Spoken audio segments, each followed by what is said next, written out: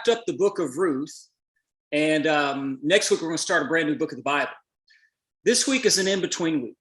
And, 95% of what we do at Bible Boot Camp really kind of falls under the umbrella of what we call the Berean principle. The Berean principle is simply this. It comes from Acts 17:11. It talks about how Paul and Silas are out on their missionary journey, and they go into Berea, and the people didn't necessarily, and they're teaching the Bible to them. They're spreading the gospel. The people didn't necessarily believe everything they said, but it says they were open-minded and they listened eagerly, but then they would go home and they would search the scriptures day after day, see if Paul and Silas were teaching the truth. So they were teaching the Bible and they would go home and study on their own. That's really what Bible Boot Camp is all about, at least 95% of it. I come in here, we do a verse by verse study of it. All I'm trying to do is to spark your interest, get your curiosity going, really kind of hype up and amp up the Bible so that you will then go home and do your own personal Bible study. So that is the majority of what we do. There is the other 5% that's not really Acts 17:11, but more 1 Chronicles chapter 12 that talks about the sons of Issachar. Who are the sons of Issachar? Well, first off, who is Issachar? Issachar was the son of Jacob. So Jacob had 12 sons. These become the 12 tribes. Issachar, that makes him one of the 11 that took their brother Joseph and threw him into a pit and sold him into slavery. But 1 Chronicles chapter 12 describes the sons of Issachar. And it says, they understood the times they were living in and knew what their nation needed to do. So this is more outward looking. So 95% of the time we're doing verse by verse exposition. There is these in-between weeks that I kind of call Worldview week, where we literally look at the world around us through the view of the Bible. And we take a deep look at pop culture, geopolitics, and understanding the times that we are now living in. And to really understand what time it is, just if you look around, and it's hard not to look around because it's so prevalent. You see the things, the unraveling society. I'm not sure most people understand what time it is. We live in, I think the majority of people that I interact with kind of are under the assumption that America will live into eternity. Tomorrow's going to be just like today and nothing's ever going to change. I mean, look, it is not 1946 and we're this great superpower is coming off a great victory. Heck, it's not even 2006. Look at the last 28 months and we are culturally divided and politically divided and religiously divided. I mean, it's hard to call us the United States of America. So what we want to do in Worldview Week is to really look at the things that are happening, the things that are shaping the course of our nation, and to develop some type of operation manual for how to deal with that.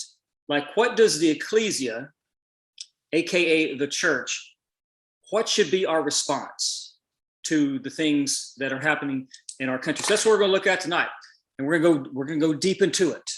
I probably should have wore black because we're going to get into the spirit of the age, and this comes from Ephesians chapter 2. So, by the way, since this is not a verse by verse exposition of the chapter, we're going to be all over the Bible, and I encourage you to jot these down, write the verses down, and then go back and do your own study on this. But the spirit of the age, this is really what we're up against in our culture right now, is this, the spirit of the age. And this comes from the first two verses in Ephesians. And it talks about, Paul's talking, as for you Ephesians, here's this church in Ephesus, as for you, you were dead in your transgressions and sins. Basically, in other words, before you were saved, you were a twisted, depraved individual that was on the highway to hell. You were a dead man walking, right? And how did you live during that time? In which you used to live when you followed the course of the nation. Your translation may be a little bit different. It is referred to as the spirit of the age, the course of the nation, also known as the way of the world. This is basically how the direction our country is heading into. And it's not going to a good place. How did it get here?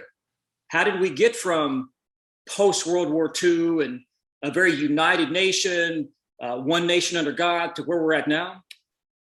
Well, we got there, the course of the nation, the spirit of the age, according to what?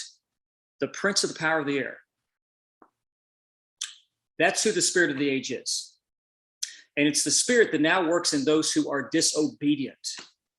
And when you turn on the TV, you see, one of the questions I asked last week was, when you see things that are happening, you have to ask your question, is it pagan or is it demonic? What's the difference? Something can be pagan and not be demonic. So we're going to try to answer that question as best we can tonight. So also Ephesians, this is our wrestle. So it's the spirit of the age that we're up against. And he kind of repeats this in another way. He says, for our struggle is not against flesh and blood, meaning our battle is not against political leaders or groups of people. It's not the Mitch McConnells or the Nancy Pelosi's of the world. It's not anybody in DC. They are mere puppets. I went to Israel a couple years ago with Derek and Sharon Gilbert. And Sharon would talk about how the prince of darkness, the spirit of the age, basically has finger puppets. And he can control all the finger puppets. And he can have this group of people argue and debate and fight against this group of people. But he's still pulling the strings for both of them. So our battle is not against flesh and blood. It's not against people, but against who? The rulers, the authorities, the cosmic powers of this present darkness.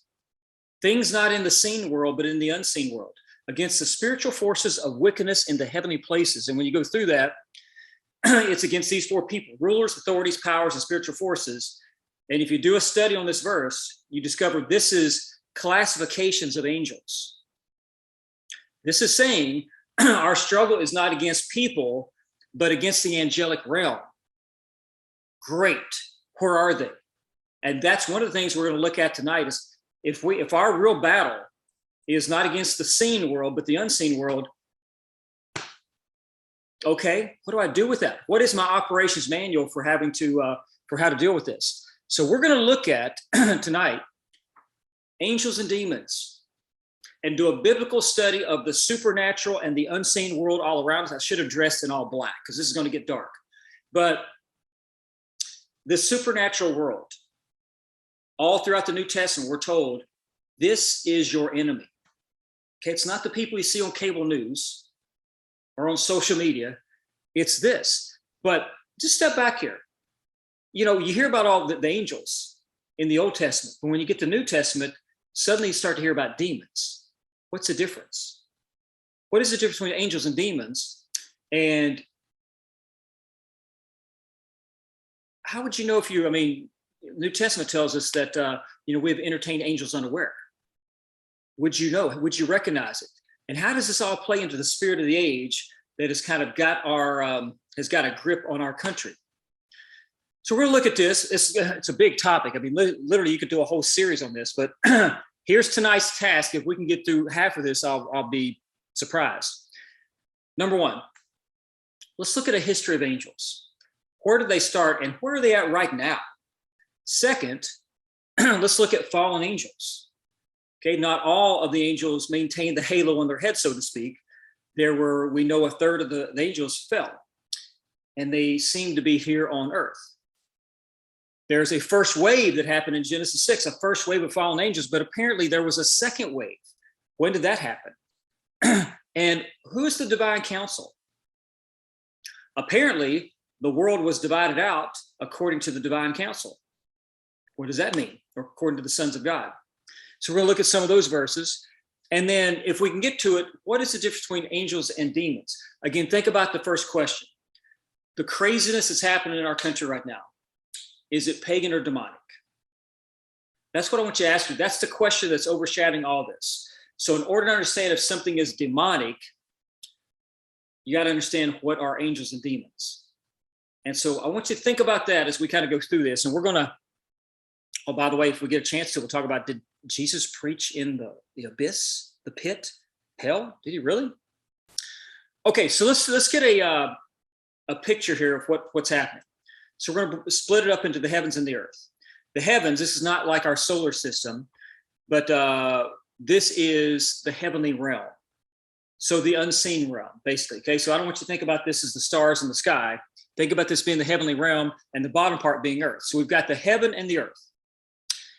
All right, now how do we, let's start from the beginning. So obviously, if you're going to start from the very beginning, you would start from Genesis 1:1, right? Actually not. Because if you know, by the way, if you, I think I've talked about this before, I try to read through the Bible once each year, you know, just kind of read the Bible every year in my life. And so I'm a big fan of the chronological reading order, where you read this in like a timeline form. So you would think you would start with Genesis 1:1 because that is literally in the beginning, right? No, that's not where you start, because there are passages in the Bible that happened before in the beginning. They're pre-beginning. They're pre-existence. So I'll show you. Matter of fact, this is day one of the reading order. If you follow that chronological plan, it's in your Bible app. After your devotional, you'll actually start with the first 5 verses of John, because those occur before in the beginning. So you read the first 5 verses of John and then read Genesis 1, the creation. Then you skip to verses 4 through 25 of chapter 2, and then come back and read the first 3 verses, because that's when that event happens. But then before you get to Genesis 3, you skip over to Isaiah 14 and Ezekiel 28, because that is the career of Satan. It's actually the rise and fall of Satan that happens. And so by the time you get to Genesis 3, Satan has already fallen. So it's an interesting way of kind of reading this in storybook form that puts it all together. I showed you that because this is going to come into play if we're going to do a study of angels and demons. Man, where do they come from? And where are they at right now? So this is the first 3 verses of John 1. It says, in the beginning was the Word. You'll learn as you study this that the Word is the Lord. In the beginning was the Word, and the Word was with God. That makes sense. And the Word was God. So God the Father, God the Son, God the Holy Spirit, all 3 of them existed before Genesis 1. But now read the next part. Through him, through who? Who's him? The Word. Through the Word, through the Lord, through him, all things were made. Wait a minute, some things? A few things? No, all things. Does that mean the oceans? Yep. The land? Mm-hmm. Stars in the sky? You got it. Through him, all things were made. And without him, the Word, nothing was made that has been made. So when you read the creation story, and it is describing God creating this, all things were made through him, through the Lord. Okay, so you got that picture, right? So let's go here, Genesis 1. Now, when it says in the beginning, God created the heavens and earth, you see who's doing the creating. And he creates 2 things. He creates the heavens and the earth. The heavens and the heavenly realm, and the earth and the earthly realm. So there's 2 different places here. But Job 38 gives us some insight in this. By the way, Job is probably one of the most fascinating science books you'll ever read. It is full of just some incredible facts. You'll learn about oceanography, the water cycle, astronomy, constellations, hydrology, the terrain of the earth, and dimensions. I mean, it's incredible. So, give you a recap. Job goes through a really bad time. He loses everything basically in his life. His 3 buddies are giving him all these arguments and debates, but at the end, God speaks. And here's what he says. And he's speaking to Job. He says, where were you when I laid the foundation of the earth? Stop.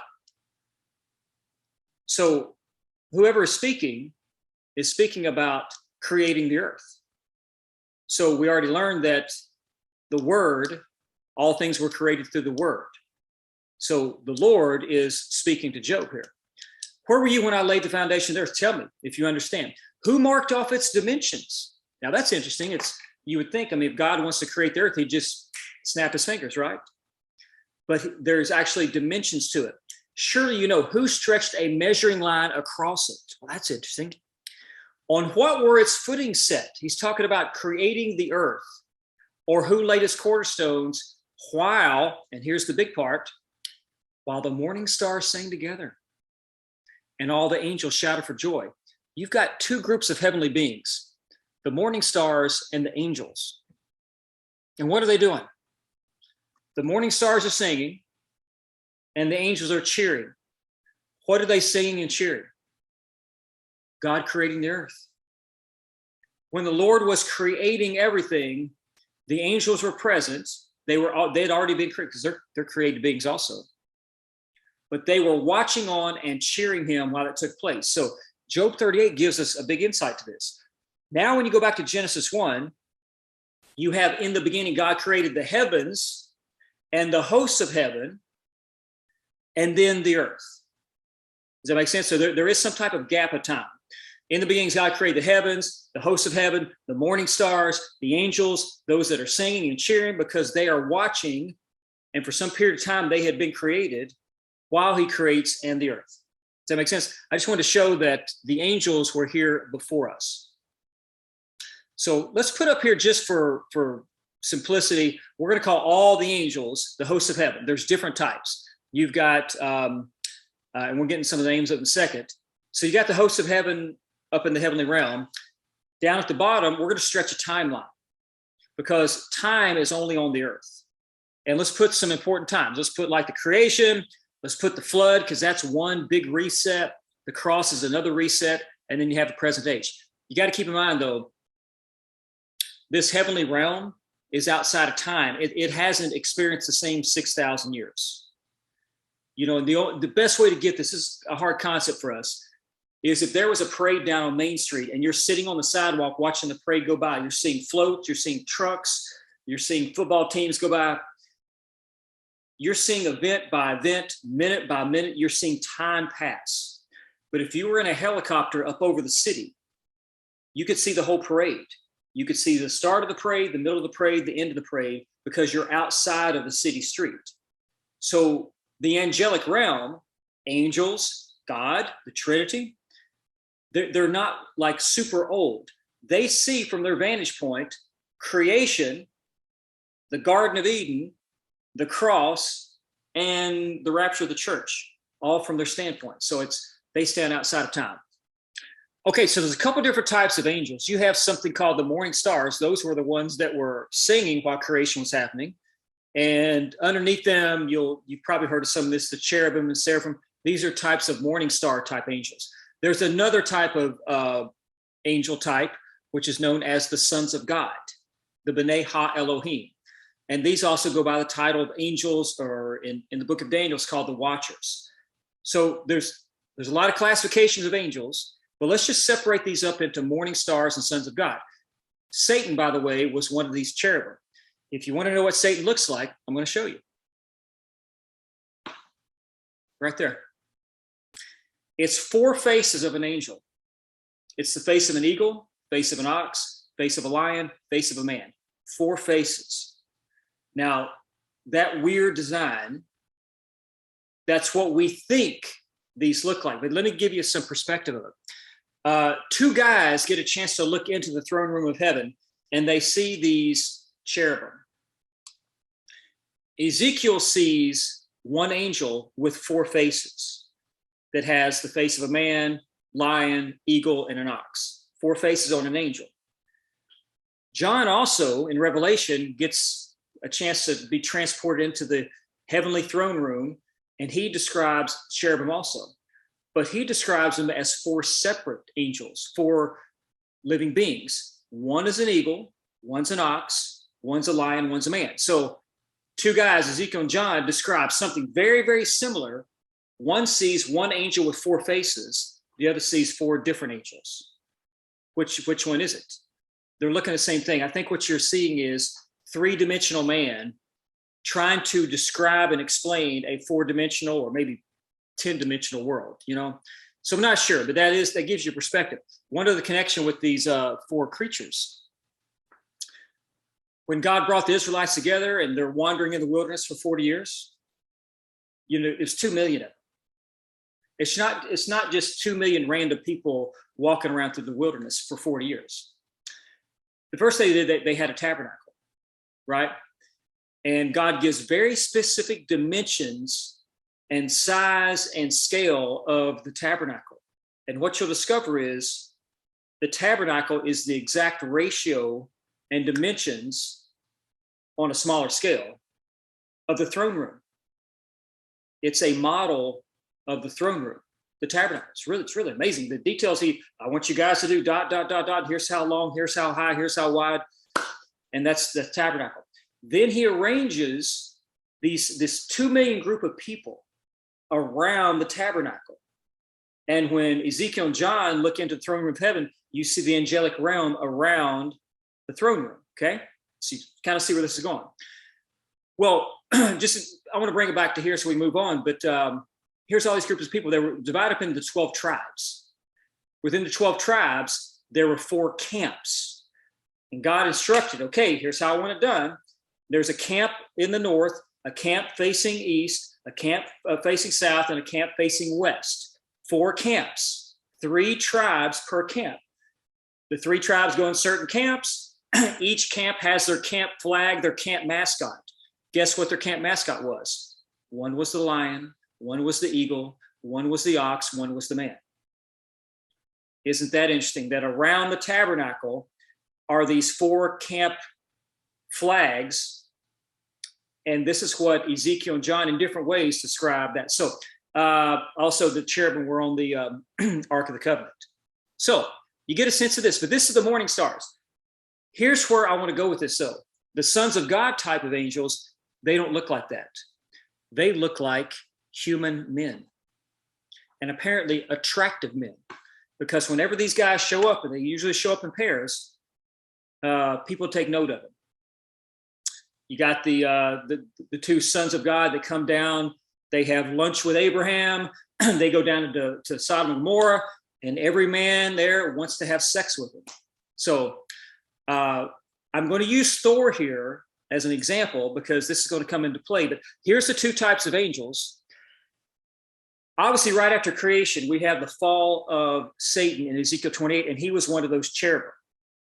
So he gets cast out, runs around on the earth, going to and fro. And but also he takes a third of the angels with him. Okay, so you've got Satan plus a third are somewhere here in the world. We'll just leave it at that for right now. But then also right around Genesis 6, you have these sons of God that come into the daughters of men, and they take them as wives, and they have kids. Now, we're not going to get into the Nephilim tonight. That's a whole other kind of stuff that we don't have time for. But these sons of God type, they interact and intercourse with human women. And this is what was the purpose of the flood, was to wipe this out, this craziness that was going on. So you can kind of see what's happening here. Well, now we've got kind of 2 groups of angels, and I'm just going to use the blue box angels as the good guys, and the black box angels as the ones that have fallen. Okay, so you're going to have good angels and fallen angels. You with me? So these guys come right down, and of course the flood happens. Well, the flood wipes them out. How does that work? How does that work? Well, without getting into too much oceanography here, we know that the first thing that happened wasn't raindrops. It was the fountains of the deep burst forth. And there was this big crack, the earth literally cracked open. And so all this water and fire all comes out. And but apparently, as it wiped out the earth, the waters also went back down. It was kind of flushed down. The whole world was kind of flushed down under our ground that we have now. And it created a couple of places. There was, obviously, all the people died. So everybody on the planet, however many millions or billions there were, they all died, except for 8. But this also wipes out these Nephilim, fallen angels, the sons of God, human type. Apparently, these guys were, as the waters receded, were taken down in there. I think it's in Ezekiel 31. Some people interpret that the meaning that that the fallen angels were basically flushed into this place called the abyss, bottomless pit, Tartarus, the pit. And they're down there also surrounded by the bones of people. So you have this. We learn about 2 Peter that for if God did not spare angels when they sinned, what was their sin? Their sin was leaving heaven, interacting with human women, having sex, and having offspring. Okay, let's just leave it at that. But that was their sin. And what happens? He sent them to hell, putting them in chains of darkness to be held for judgment. There is a group of fallen angels that are in a physical place. This is not the spiritual realm. This is a physical place down under, because when we get to Revelation, they're going to come up out of the bottomless pit. So they're there somewhere. Is it the middle of the earth? Is it somewhere in the mantle? Don't know. But they're somewhere there surrounded by the bones of the people that died. So let's just go back here. I'm just going to say after the flood, these fallen angels were put down into the pit. And that's where they are as of right now. So you got the good angels, you got the fallen angels, and these guys that did all this stuff before the flood, they're down into the pit, which makes it sound like, well, great. There's no fallen angels running around the world right now, right? But yet we know that's not the case, because there's something going on. So we've got the good and the bad, and they were there before the flood, and but we also learn about in Genesis that they were there after also. So there had to be some kind of second wave. So these guys are put into the pit, and they will stay there until the 7th week of Daniel. This is 1 Peter chapter 3. Talking about Jesus. After being made alive, he was crucified, buried, rose, right? So after being made alive, he, Jesus, went and made proclamation to the imprisoned spirits. Some translation reads that as he preached. I mean, I don't know if he's delivering a sermon to them or if he's just saying, hey guys, you blew it and here's what's going to happen now. But he went and made proclamation to the imprisoned spirits, to those who were disobedient long ago when God waited patiently in the days of Noah while the ark was being built. So this all goes back to the flood, where the flood destroyed the earth. Yes, it did, but it also wiped out these fallen angels, and they are in chains of darkness. And apparently, Jesus, during those 3 days, makes proclamation to them. So I'll let you do your own study on that, but that's fascinating. A lot of people have different opinions and beliefs, and to be honest with you, I don't know enough about it. I just know what this verse says right here. So these guys are in the pit, and they're going to stay there until Revelation chapter 9, and then they will come up out of the bottomless pit. Okay, so those guys are there. We know where they're at. But after the flood, there's this event. You have the Tower of Babel. You've heard that story. And the people are divided by language, but God also divides out the nations. All the nations are divided. You can read about it in Genesis 10, the table of nations. But Deuteronomy 32:8 says that they were divided out according to the sons of God. Now, some translate that to be the sons of Israel. And this is another great verse to write down and do your own study on, because if the nations are divided by the sons of God, that means by the angelic realm, that there was an angel placed over us. We're going to get into this later on, but we all have a guardian angel. If you kind of lean towards this, that also means not only do people have guardian angels, but there's also a guardian angel over nations, which we're going to kind of talk about, because all this is going back to that question I asked, is it pagan or demonic? What's going on in our country? And this is going to kind of help us solidify that. Okay, so you got the nations are divided, but these guys are going back and forth, right? Because we know, but when you get to the time of Jacob, that he sees a stairwell and angels going back and forth between heaven and earth. So these guys have access. But when you get to Daniel, where you realize that some of these guys have fallen, because when you get to Daniel chapter 10, you get a glimpse of this unseen world, spiritual warfare. Won't take you through the whole chapter, but let's set the scene here. Daniel's praying for his country. Things are not looking good. And so he's going to go on a fast. This is the famous Daniel fast. And he It's not a total fast. It's a partial fast. Think about the Catholic Lent where you give some things up. But he's been praying and fasting, and God's going to send a messenger angel to come deliver a message to him. And so here's what happens. The angel appears, and he's talking to Daniel. Whoa, okay. Says, then he continued. This is the angel speaking to Daniel. Says, do not be afraid, Daniel. Since the first day you set your mind to gain understanding and to humble yourself before your God, your words were heard, and I have come in response to them. You could do an amazing study on this one verse, because what did it say?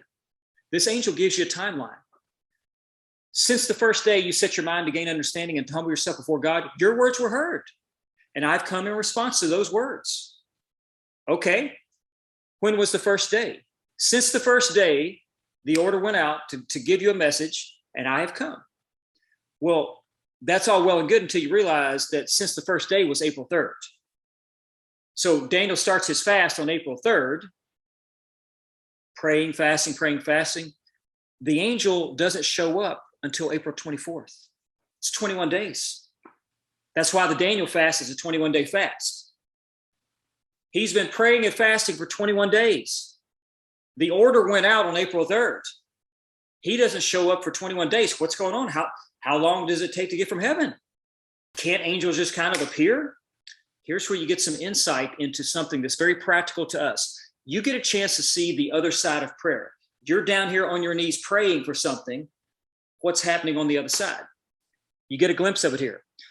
This angel goes on, he says, but the prince of the Persian kingdom resisted me 21 days. Whoever the prince of the Persian kingdom is, was blocking this angel from having access to Daniel. Daniel is living in Babylon, in the city of Babylon. It was once the capital of the Babylonian Empire, but now it's the Persian Empire, and he's there praying.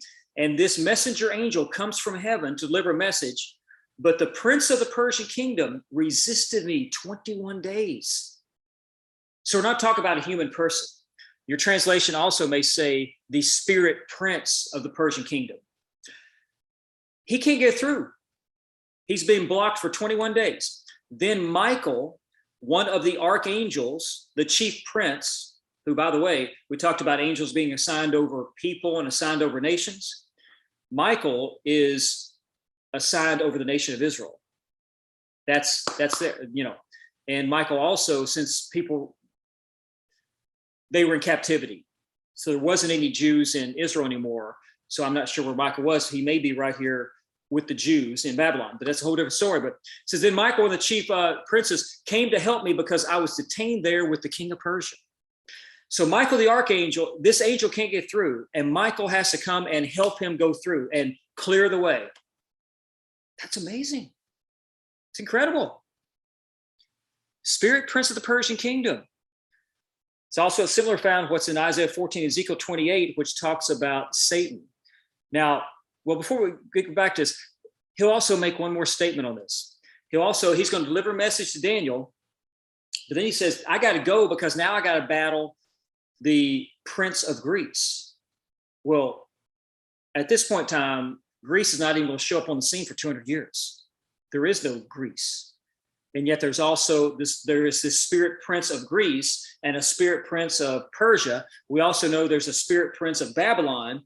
So there's these spirit princes over these areas. So it shows you there's spiritual warfare going on, even while we're here and we pray and we lift up our prayers, that it's interesting, pray something and see how many weeks it takes it to be answered.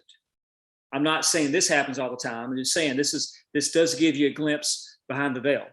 Okay, so bring it back to this little picture. We remember all the fallen angels, they're down into the pit, right? And yet there's these angels over Persia that's blocking them from getting to Daniel, and also blocking them in Greece. So there appears to be fallen angels again. So that's why I asked that question. Is there a second wave of fallen angels? One answer might be these guys are fallen because of one person, Satan. He is going back and forth. Is he luring them away? Is he seducing them into the bad side? So So it would seem that if there were all these good angels, some of them are falling. And by the time we get to the New Testament, Satan tempts Jesus. And what does he say? Hey, he takes him up. You see all these nations? And apparently the angelic realm is over these. All this is mine. And I can give it to anybody I want. All you got to do is bend the knee and it's yours. So I'm curious about what happened between the flood, which wiped out one section of fallen angels. Apparently there are still more there. So here's what we know about angels. They were created according to Ephesians 1 and Colossians 1. They cheered on creation in Job 38. They have bodies, physical bodies. It's orcheterion in the Greek.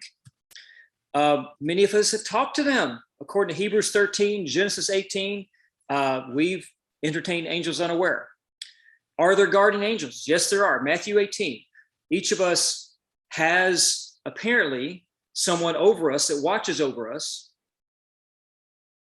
I'm so depraved, I probably have two. But that's interesting. You know, about a year ago, this lady moved in beside me. And she has two sons, about my age.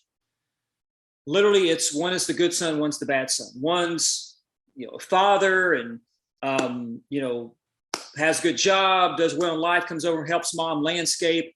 The other one's been in and out of jail, drug addict, meth addict, you name it, okay? Very polar opposites. Good son has a little daughter, about 5 or 6 years old. So my dog loves the mom, loves the good son, loves the little 5-year-old girl, loves them. It gets violently aggressive when the bad son comes around. And and the son's been around for a year. He's always over there. Doesn't matter. And I'm like, hey man, like you know him. Why are you going crazy? But it loses its mind every time he comes around. And I've often wondered, like, why is that? She's around, he's fine, and the little girl and neighbors, but not this guy. And clearly he is under because of his life. And he's, I think the police came and picked him up yesterday again. Like he's been in and out of drug rehab, just wrecked his life. There's some spiritual warfare going on. So where does spiritual warfare come from? If he has a guardian angel, okay, he's also under attack from the enemy, right? So there is this kind of sense of even around him, there is kind of what we see there in Daniel. And I might be just be reading too much into this. So, don't take my word for it. I'm no expert on it. I just see that there could be within us our angelic overseer and the enemy that battles us. Now, that being said, if you are saved, you have two things. The Spirit of Christ within you. Greater is he that is in me that is in the world, plus you're sealed by the Spirit. So there is that spirit of protection, plus a guardian angel. I'm not sure how that works, but I think that there could be spiritual warfare. But let's take that to the next level. If there's spiritual warfare within an individual, where my angelic overseer and the enemy, could that not be with groups of people also? Could that not be with nations, to where there is spiritual warfare from nation to nation? There are many people that believe that everything you see here on earth is just a shadow of what's happening behind the veil. So when two countries are warring against each other, that's just a shadow of a war in heaven. That's just people believing. I'm just trying to get your mind going. There's ranks of angels. We'll kind of skip through this right here. Always appear in human form. Sodom and Gomorrah, they show up as men and the guys want to have sex with them. There were two angels men. They look like men at the resurrection and the ascension. They sit down and have lunch with Abraham. They eat food. They can have direct physical contact. They grab Lot's family hand by the hand and run with it. They grab their hand and say, let's go. The Passover in Egypt, there was one angel that killed all the newborns, or the firstborn, right? Killed them. One angel after dinner slaughters 185,000 Syrian soldiers. One angel. These are powerful entities. But demons, though, getting back to this, demons always seem to seek embodiment. And they seem to almost be kind of powerless. Let's look at an example here. This is an exorcism done by none other than the Lord Jesus Christ himself. He casts out demons.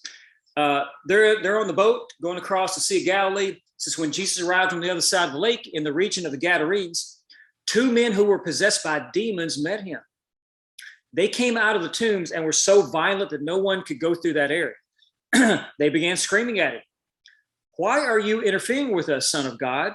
Have you come here to torture us before God's appointed time? Now, number one, there are the disciples. So here's a bunch of Jews in a boat. These guys that are demon possessed, they've never seen these 12 guys before. They get out of the boat and they run towards one and say, "You're the Son of God." How did they recognize him? Is that it's spirit could recognize spirit, or spirit could recognize its creator? Have you come here to torture us before God's appointed time? So they ask him, what business do we have with each other, Son of God? This shows the demons have knowledge. How did they know he was the Son of God? Have you come here to torment us? Us, how many were there? You'll discover in Mark, there were 2,000 demons. And have you come here to torment us before our time?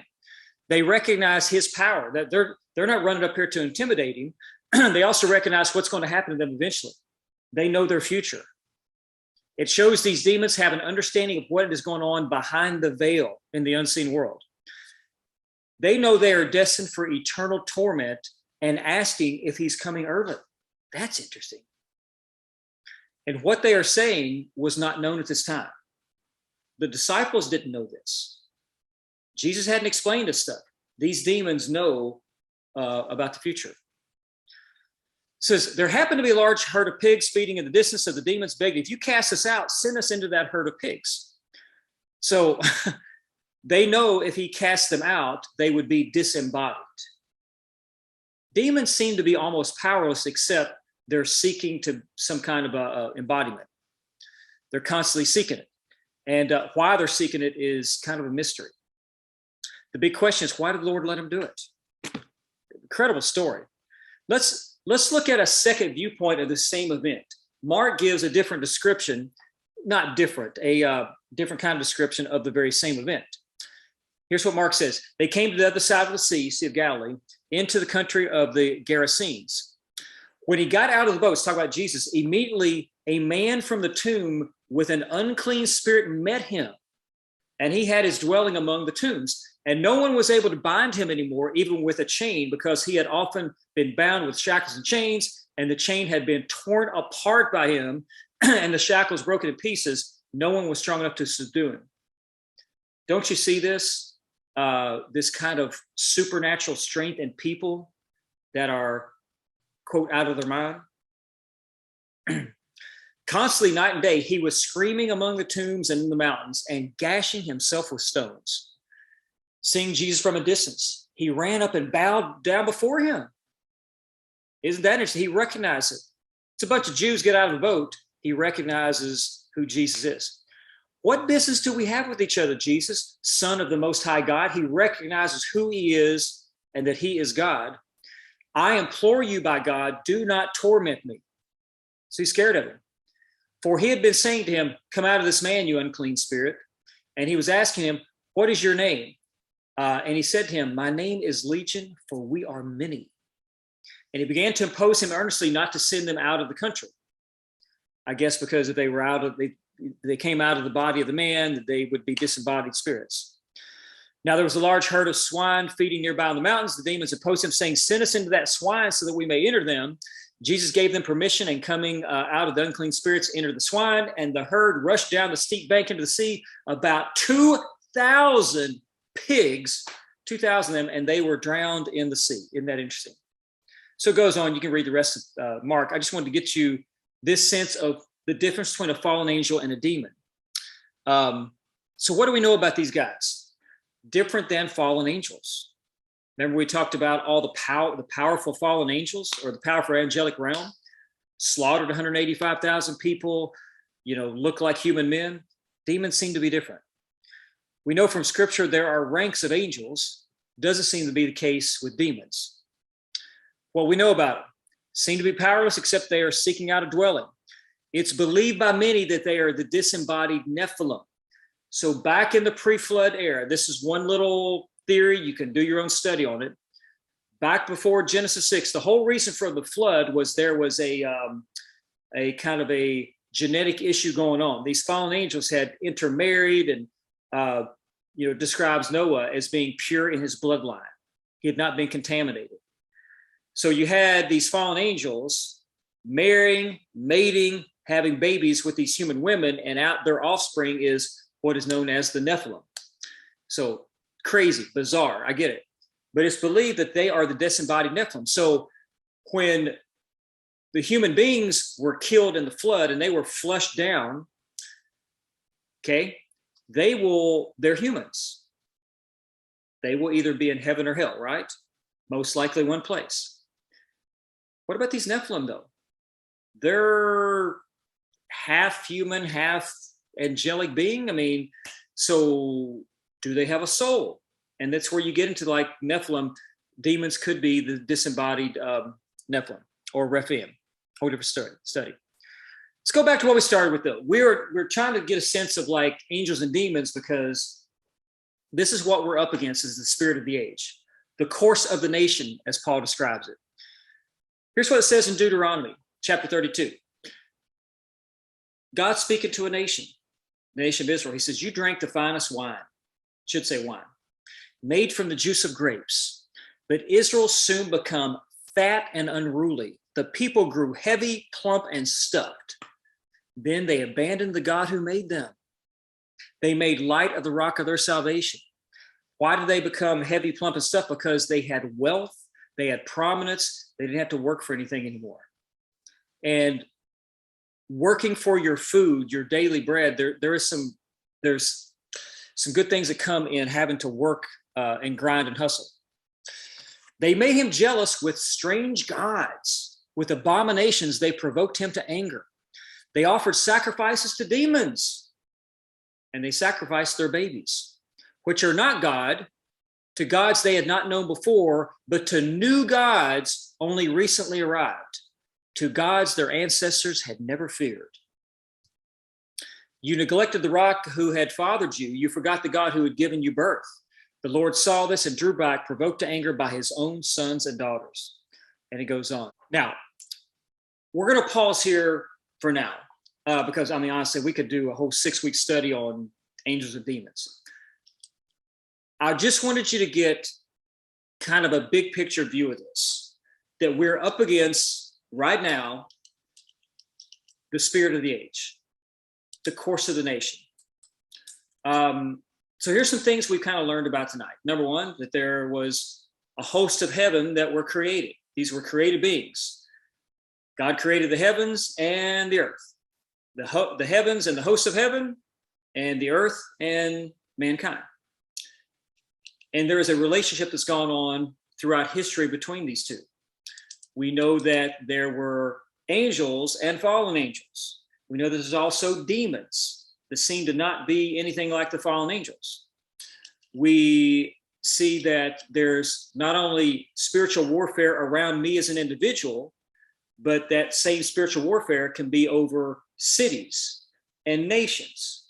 And when I pray that there is spiritual warfare even within the prayer, like Daniel chapter 10, we see that our real battle is not against the people that we see on social media or on cable news, but everything that we're seeing here is just a shadow of what's really going on behind the scenes. And we wrestle not against flesh and blood, but against the spirits of the unseen world. Ephesians 6:12. So we've got all that. What we want to do is each week, and we'll do a little bit of this as we do our book study, but really when we have these worldview weeks, I want to eventually come up with a little bit like an operations manual of how to handle what's coming down the highway and what do we believers, how can we, what's our battle plan? Because too often we're not getting a battle plan Kids are not getting it. We are going to church. We're doing youth group. We're having pizza and games. We're talking about God, but we're not equipping kids and adults for what is happening. This all went back to the Sons of Issachar, right? Who understood the times they were living in and knew the course of the nation. That's what we got to do. So hopefully you can take all these verses that we talked about, go through, do your own study on it. It's pretty fascinating. The whole supernatural world it's over my head, but I wanted to get at least plant some seeds and give you a direction kind of study. We're going to come back next week and start a brand new book series, a new book. By the way, everything that we've done so far, we have all the recorded sessions on our website, fastnet.club/Bible Bootcamp. The Daniel series, Esther series, Thessalonians, Ruth. This one would be under miscellaneous. All of our Worldview weeks kind of come under this miscellaneous topic, so you can check that out there. And then next week, we're going to start a brand new book of the Bible that is probably the most unique and overlooked book in the entire Bible. I have never heard of anybody do a Bible study on the one we're going to do next week. And it is a fascinating book. I've been looking to do it for a long, long time, looking for an excuse to do it. And so we're going to start that next week. So until then, Romans 8:28.